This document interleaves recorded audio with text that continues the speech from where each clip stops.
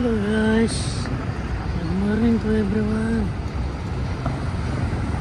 So busy po tayo for today. Tapos sarap lorong butik in Paris. Ayan, ganda ng disenyo, mga kaibigan. Sarap lorong po yan. Ganun po sa dulong yun. Doon po gaganapin yung opening ng World Cup, World Olympic sa 26 of July. In 2 weeks, to. Yan po yung gaganapin.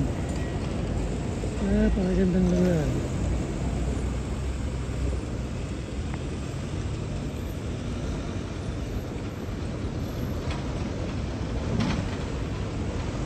Makapasyal kayo dito sa Paris para mapanood po yung opening ng World Olympic.